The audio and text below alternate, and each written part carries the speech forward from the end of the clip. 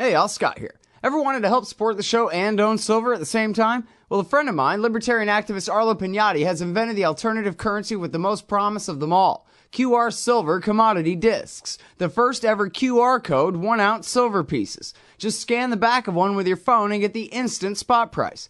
They're perfect for saving or spending at the market. And anyone who donates $100 or more to the Scott Horton Show at scotthorton.org/donate gets one. That's scotthorton.org/donate. And if you'd like to learn and order more, send them a message at commoditydiscs.com or check them out on Facebook at /commoditydiscs. And thanks. All right, y'all, welcome back to the show. I'm Scott Horton. This is my show, The Scott Horton Show. Later on, John Mearsheimer is going to be on to talk about the situation in Ukraine. But first, we go to John Whitehead from the Rutherford Institute. His latest piece is called Turning America into a War Zone, where we, the people, are the enemy. Welcome back to the show. John, how are you doing? Hey, thanks. Pretty good. Good. Very happy to have you here on the show. And listen, I don't usually do this, but I'm particularly interested in your case and in the case of your institute here. Could you give us a little bit of background before we get into, your journalism here, what you're writing about, but your essay, but can you give us a little bit of your background and the background of your institute and, politically speaking, where you come from? And exactly what business you guys are in, because it's not just essays. I see legal assistance and... Oh, yeah, we're a civil liberties group. We do the whole Bill of Rights, police stuff, people arrested for... We had a big case in Washington, D.C., where these guys play guitars out on the street. They were hassled and arrested. We've defended... we got a big case in Florida right now. Well, I'll say it's an important case where a lady named Nicole Gainey, her son went about a block or so down, played at the playground. She was arrested. She's facing a 5-year prison sentence for child neglect. It's an interesting case. You can go to our website to read that. We're defending her. So you're a lawyer then? Yeah, I'm a lawyer, constitutional lawyer, and I have we have good lawyers all over the country that work with us. They donate our time. We're a nonprofit group. When we take a case, we do it for free. Politically speaking, I have no politics. I haven't voted in 25 years. I don't get involved in politics. What I do is I sue politicians, but I don't get involved in politics, no. Well, that's a very important point. First of all, well, I love anybody who sues I politicians for just about any reason. I see politicians as moving targets, essentially. So. Right. Well, and it's very interesting that you have that lawyerly sort of, you could compare it in a way to soldiers' attitudes, at least how it's supposed to be, and to at least some reporters, that they really try not to get too engaged in how things are supposed to be as far as, and certainly as far as identifying with any political group or movement, but they're just more interested in the facts and the law. I defend people. I don't agree with anything they have to say generally, but if they're on a street corner with a picket sign, they got me on their side. Right. Okay. Well, see, so now I'm so glad that I asked, because you've helped inform my perspective there, and it makes me appreciate your writing that much more, I think, too. So again, this article is called Turning America into a War Zone, where we, the people, are the enemy, and I guess my problem with that is that it's not hyperbole, is it? Not really. I've been writing on the militarized police for 10 years, and I'm glad people are starting to wake up to it, but I've been screaming about it. My latest book, A Government of Wolves, the emerging American police state, goes into most of these things we're seeing today. Well, you saw how the police in camouflage outfits, sniper rifles, they don't look like local police that I used to see. And it's changed dramatically, I'd say, over the last 20 years. The Department of Homeland Security now is in the thick of it. They're handing out all this equipment, from license plate readers to Stingray devices, which go in police cars, where they can drive through your neighborhood and download everything that you're doing electronically, to the helmets, the guns, the MRAPs, mine-resistant armored protection vehicles used in war zones, about 48-foot vehicles, 24 feet high. You saw some cops sitting on those in the Ferguson, but that's the lay of the land right now. We don't really have no local police anymore. Most of the police now work with all the federal agencies. We have cases where people are arrested for anti-government Facebook posts. It's the Department of Homeland Security, Secret Service working with the local police. They do these raids on them, take them to jail. So we're in a real precarious state. I'm a freedom lover. When I see this stuff, like I say, James Madison said, the fellow who wrote our Bill of Rights, take alarm at the first experiment with liberties. Well, we're past the first experiment, folks. Yeah. Well, and as long as we're talking founding fathers, these are the soldiers quartered among us. I mean, what difference does it make if they're under the control of the Pentagon or the local sheriff's deputy if he thinks he's a general, you know? Well, they're a standing army. I mean, that's Washington, Madison, they all warned, do not let a standing army develop. That's, you know. But we do have a standing army now, as you saw with some of these guys, how they were arresting journalists, ordering people into free speech zones. Ladies and gentlemen, I'm a constitutional lawyer. America is a free speech zone. I have a right to walk up to anybody in this country, government official, and ask them a question. If they point a gun at me and order me away, they just violated my constitutional rights. Right. Well, and that's the thing, too. Remember, right? the First We're not Amendment just talking says, about, you know, costumes and bigger rifles and the get-up, the atmosphere. And they're breaking the law, the old law. 80,000 SWAT team raids occurring across America. 80% of those are from mere warrant service, where a cop used to knock on your door and hand you the warrant. They're going through people's doors, but they get federal grants if it's a marijuana raid. So that's one reason it's increasing.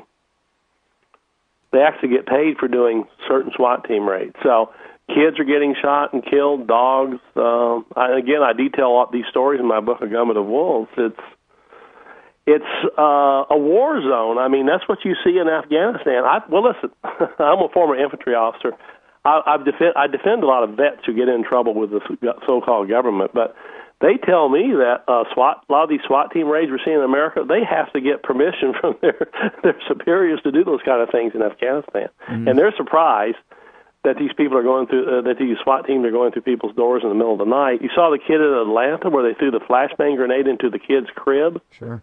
Burn part of its face off? What in the world's going through these people's heads? Right. Well, and in fact, you know, when we read about the war in Afghanistan, the surge there and all of that, it was, clear, hold, and build. So the infantry's supposed to stand around and be officer-friendly, the traffic cop or some nonsense, but the rest of the war is being fought by the top-tier special forces, Delta and SEALs, kicking in people's doors in the middle of the night and doing these night raids and waxing anybody who resists them. And this is what our sheriffs are doing, is what the top-tier special forces are doing to the Afghans in the name of fighting the Taliban.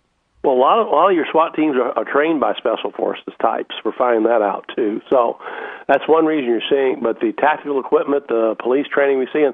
But here's, it's a good point. I want to make this. I talk to a lot of policemen who hate this stuff. I mean, they support my institute, by the way, with checks. I had one drive by about 2 weeks ago. He wanted to talk to me. He'd read my book, and he said, "I'm writing you a check." And he stood there in front of my receptionist and wrote me a nice-sized check. Mm-hmm. He says, "I want you to keep sounding the alarm out there." But a lot of your older policemen especially don't like what's going on, and good for them. Right. Yeah, it's really enough. I mean, I would have just taken it for granted that at least these guys know what their job is supposed to be, but I'm starting to wonder whether anyone has ever told these cops that, hey, there is a difference between a cop and a soldier. Minimum force versus overwhelming force, and kill versus protect the rights even of the most criminal suspect, and these kinds of differences. Does anyone ever even teach them that stuff anymore? Or is it just go out there and kill because blood makes the grass grow? Well, what I'm being told by some actually teaching the academies that the training is more militarized now. It's very aggressive. That would change a lot of it. There's a couple of things we need to do, and I talk to police who are trying to implement these changes, and that is back off the military kind of training to the uniforms, wearing a Kevlar helmet, assault rifle, arriving in an assault vehicle. What the psychology studies show that once they're in those uniforms and they get in those units, they act like combat units, and the person they're facing, who is an American citizen, now looks like an enemy combatant to them. And that's how it does change you psychologically. And by the way, there are a couple of recent studies that show that that backed up these initial studies that were done years ago. So That's where we're at. You can change the training and the color of the uniforms, get rid of the camouflage and the black outfits. You know, it's funny. I see the pictures of these guys driving through Mayberry with, I saw a picture this morning of a bunch of guys in camouflage all hanging onto the outside of a big armored vehicle. And the joke was, why are they wearing camouflage in the snow from this picture? But the real joke was, here they're driving through somebody's hometown anyway, here in our country. they're dressed up like that. And all I could think was that they must be saying to each other, like if it was a cartoon, the caption would be, "Hey, Jimmy, isn't this absurd that we're dressed up like soldiers patrolling around our own neighborhoods where we're from, where there are no dangerous criminals for 100 miles? It's ridiculous." But no, they don't. It's like you're saying, they rationalize and get right into it. And I'm sorry, there's some music playing. We got to take this break. We'll be right back with John Whitehead from the Rutherford Institute. A Government of Wolves is the book. Rutherford.org is the website. Hey, y'all, Scott Horton here for WallStreetWindow.com. Mike Swanson knows his stuff. He made a killing running his own hedge fund and always gets out of the stock market before the government-generated bubbles pop, which is, by the way, what he's doing right now, selling all his stocks and betting on gold and commodities. Sign up at WallStreetWindow.com and get real-time updates from Mike on all his market moves. It's hard to know how to protect your savings and earn a good return in an economy like this. Mike Swanson can help. Follow along on paper and see for yourself. WallStreetWindow.com. All right, y'all, welcome back. I'm Scott Horton. This is my show, The Scott Horton Show. I'm talking with John Whitehead from the Rutherford Institute, Rutherford.org, and we're talking about the militarization of the police. Seems like an important part of this, John, and this is, I think, actually the last time I tried to get you on the show and it didn't work. It was to focus on the Department of Homeland Security and the fusion centers and all that, because it's the nationalization of the police that goes along hand in hand with the militarization here. And I was wondering if you could elaborate on that a little bit, because that's a pretty big shift in the structure of American police power. Well, the Department of Homeland Security is the one that distributes all these things you're seeing the police have. They're the one that hands them out to the police. Department of Homeland Security, by the way, a little over a year ago, purchased 1.6 billion hollow point bullets for use by their agents. Like I said, I'm a former infantry officer. You can't use those. They violate international law. But you have the Department of Fisheries now running around with hollow point bullets. I wondered, are they going to be shooting fish? Social Security Administration purchased 200,000 hollow point bullets, they said in a press release, to be distributed to 41 locations around the United States. We've got American police officers running around with hollow point bullets, and they explode on contact. So the Department of Homeland Security, it's a monster. It's a mega monster of 240,000 full-time employees and a $61 billion budget. They're the ones handing out the license plate readers, Stingray devices, and all those things to local police. So they basically coordinate what's happening out there. And again, the cases we get involved where people have been arrested for Facebook posts, it's the Department of Homeland Security working with the local police. So I'm wondering, in most localities, do you really have local police now? That's the question you have to raise.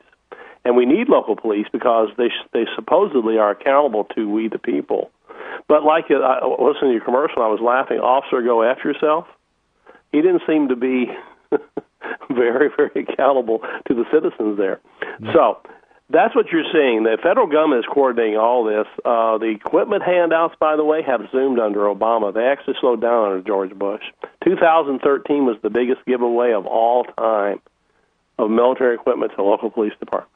Right. Well, and, I wonder when you talk about the hollow point bullets for the Social Security Administration, I mean, they would hire that out if they needed to kill somebody. They would get the FBI or the ATF or the local cops to do it anyway. It makes me wonder whether, well, they have their own really SWAT all team this is just welfare for arms manufacturers. Not really. All of them have SWAT teams now. The Department of Education, as I show in my book, A Government of Wolves, they actually do SWAT team raids for overdue loans. Oh, you know what? Just think about that. That's right. Throwing people face down their lawns. One case, they actually threw a guy down. His name is Kenneth Wright. It's in my book. It was his wife they were looking for. Neighbors watched the SWAT team raid. So the IRS has their own SWAT teams. And again, these folks are dressed in black outfits. They come through your door at 3 a.m. in the morning with flashbang grenades. Yeah.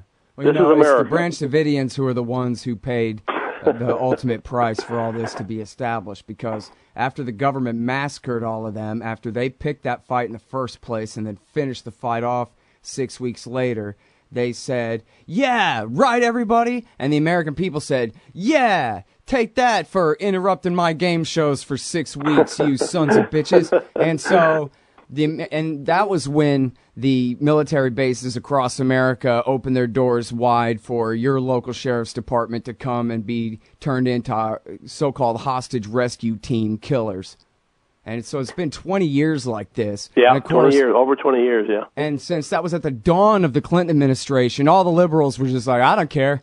They wanted to believe that, the Davidians were a bunch of, right-wing white supremacists. Didn't matter, half of them were black in there almost, or anything like that. They just wanted to ignore it when we could have got the civil rights left, could have started being good on this after all the raid was planned during the Bush senior administration. Right? They could have been good on this if they had cared enough about those Davidians, but they, along with the law and order right wing, Rush Limbaugh-led, rallied around the cops and the government. Newt Gingrich and all them went without saying, without question, that was the right thing. And then we had failed the test, or we'd passed it, depending on how you look at it, and they decided, okay, look, there's no limit on how much we can militarize in the American people's own neighborhoods. They won't do anything about it. Yeah, and David Koresh, the fellow who supposedly was a leader, he jogged during the day. They could have just arrested him on a road. There is a mentality of the raid mentality. They just almost sometimes, I'm afraid, rather do the raid, get it over with, instead of just taking a lot of the police shootings I'm seeing happening where Michael Brown may be the case, we don't know for sure. Why don't they just wound people? Why don't they shoot them in the kneecap, the foot?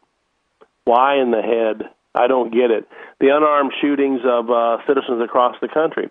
But the crazy thing is, crime in America right now, according to government statistics, is at a 40-year low. The officers getting shot in the line of duty is at a 50-year low. So why all the equipment? Why all the paranoia? And paranoia is the word that I'm seeing. Hollow point bullets, tanks, vehicles, Black Hawk helicopters to cops. And again, I see a lot of good cops out there that don't like this, but it's a very dangerous. That's why I use the word war zone. It looks like a war zone to me with camouflage outfits and tanks and pointing assault rifles at people and grenade launchers. By the way, night vision equipment. Sure. Well, we're in war zone. Book before last, Glenn Greenwald wrote "Liberty and Justice for Some" about how where we're nearing totalitarian levels of enforcement against the American people here. The government and the individuals who make it up can do anything that they want and get away with it all the time. And that goes for the very richest people, too. Where there's really the rule of law is a complete joke when it comes to actual accountability for when they cross their own supposed lines. Yeah, because the courts, by the way, give the police qualified immunity. That's a phrase that you can't hold them accountable. You just can't hold them accountable anymore. It's a routine. When we get in cases with police, I know the police are going to be excused immediately out of the case. It's called qualified immunity, folks. Look it up. You can't hold police accountable, and that's a dangerous thing. If you can't hold someone who's that armed accountable for anything, then you're going to get that mentality where the guy's pointing the rifle at you and saying, go F yourself, I'm going to shoot you, just because you're exercising free speech. Right. Yeah, that one goes back 20 years, too, or maybe before, but I remember the Lon Horiuchi, the FBI hostage rescue team sniper that shot Vicky Weaver in the face during that standoff. Yeah, I remember that. He was indicted in Idaho, and then the feds somehow finagled the court to just cancel that charge. The federal court canceled the state charges, moved the case to federal court, and then dismissed it. It said he had immunity. Well, that's the doctrine, and it's very, very difficult. The case of the kid in Atlanta that got its face burned off, the city now is refusing to pay any of the expenses connected with that kid, the medical expenses. They're refusing. And that blew our mind. We've actually contacted their lawyer and said we'd be willing to assist in that case, at least to get some compensation for that and I family. saw their lawyer on TV say that the county had promised them that they would take care of it. Well, they didn't do it. Yeah. Bad times. All right, well, taking the temperature of this thing, it's pretty hot. It's pretty bad, but thanks for your time. Thanks for your analysis. Appreciate it, John. Thank you, sir. That's John Whitehead. He's at the Rutherford Institute, rutherford.org.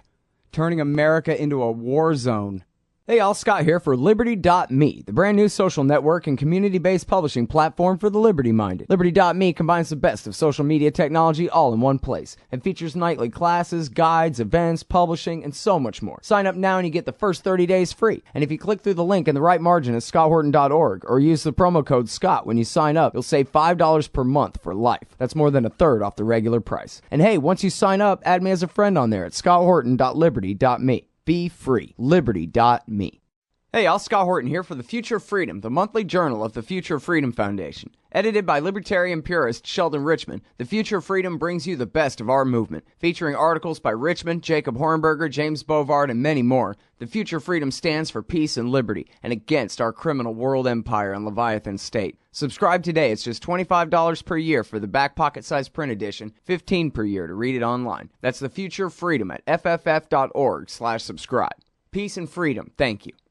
Hey, all, Scott here. If you're like me, you need coffee. Lots of it. And you probably prefer it tastes good, too. Well, let me tell you about Darren's Coffee Company at darrenscoffee.com. Darren Marion is a natural entrepreneur who decided to leave his corporate job and strike out on his own, making great coffee. And Darren's Coffee is now delivering right to your door. Darren gets his beans direct from farmers around the world, all specialty, premium grade with no filler. Hey, the man just wants everyone to have a chance to taste this great coffee. Darren's Coffee. Order now at darrenscoffee.com. Use promo code SCOTT and save $2. darrenscoffee.com. Hey, I'm Scott Horton here to tell you about this great new book by Michael Swanson, The War State. In The War State, Swanson examines how Presidents Truman, Eisenhower, and Kennedy both expanded and fought to limit the rise of the new national security state after World War II. If this nation is ever to live up to its creed of liberty and prosperity for everyone, we are going to have to abolish the empire. Know your enemy. Get The War State by Michael Swanson. It's available at your local bookstore or at Amazon.com in Kindle or in paperback. Just click the book in the right margin at scotthorton.org or thewarstate.com.